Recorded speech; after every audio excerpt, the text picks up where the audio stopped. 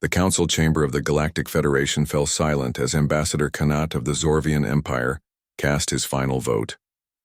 The holographic display showed the results in cold, unfeeling numbers. 847 votes for exile, 12 against. Humanity, the youngest species to join the Federation, would be expelled from galactic society. Bella stood at the human delegation podium, her hands steady despite the weight of what had just transpired. She had argued for 3 solar cycles, presented evidence of humanity's contributions, and pleaded for reconsideration. But the elder species had decided. Humans were too unpredictable, too emotional, too dangerous to remain among the civilized races. "We understand the Council's decision," Bella said, her voice carrying across the vast chamber. "Humanity will comply. We will return to our home system within the standard month." Kanat watched her face, searching for anger or desperation. He found neither, only a quiet dignity that made something uncomfortable twist in his thorax.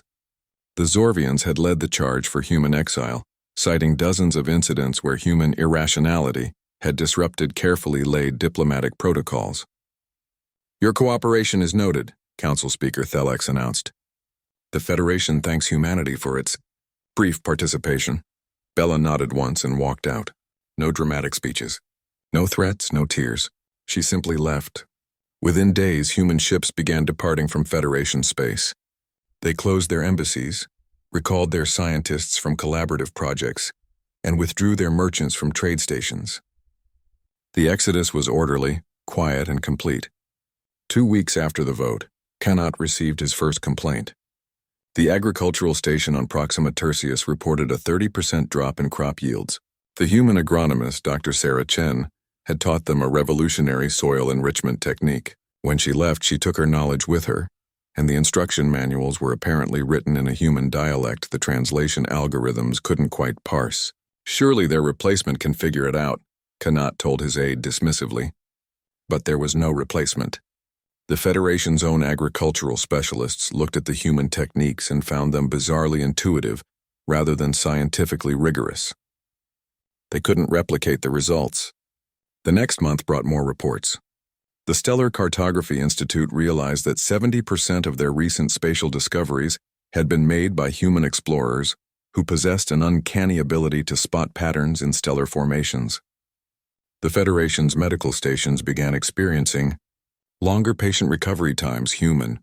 Doctors had apparently revolutionized triage protocols with something they called gut instinct. The entertainment industry collapsed overnight. Humans had dominated creative content production for the last decade. Their stories, music, and art had captivated species across the galaxy. Now programming directors stared at viewing figures that had plummeted by 60%.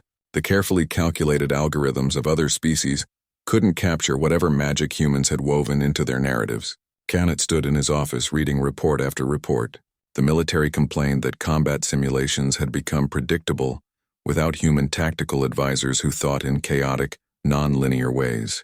Trade efficiency had dropped because human negotiators had an inexplicable talent for finding mutually beneficial solutions that satisfied parties who had been deadlocked for years.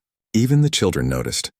Young Zorvians asked why the playground monitors couldn't tell stories like Miss Bella used to, stories that made them laugh and wonder and dream. 6 months after the exile, the Federation economy had contracted by 18%. Not because humans had sabotaged anything. They had left peacefully, fulfilling all their obligations. But the holes they left behind were vast and impossible to fill. Kanat traveled to Earth as part of an unofficial delegation.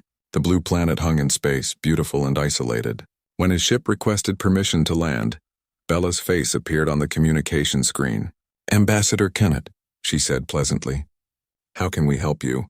"We wish to discuss the possibility of reconsidering the exile," he said carefully. Bella smiled, but it didn't reach her eyes. "The Federation made its decision. We respected it. We've moved on.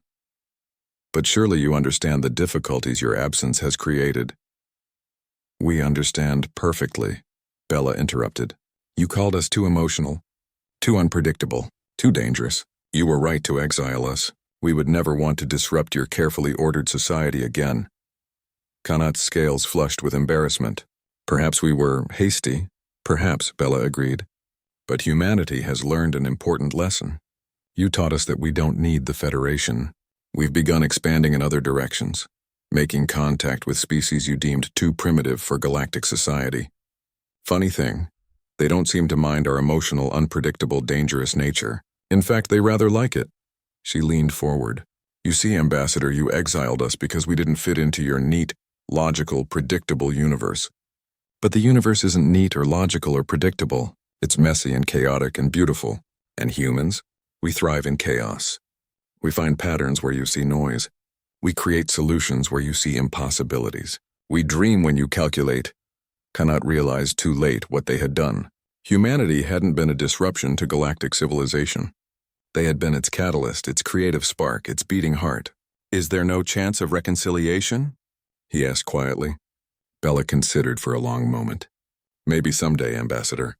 When the Federation learns that strength comes in many forms, that emotion isn't weakness. That unpredictability isn't danger, it's innovation. Until then, humanity will continue on our own path. We'll be fine. The communication ended. Canet stared at the empty screen, understanding finally what they had lost.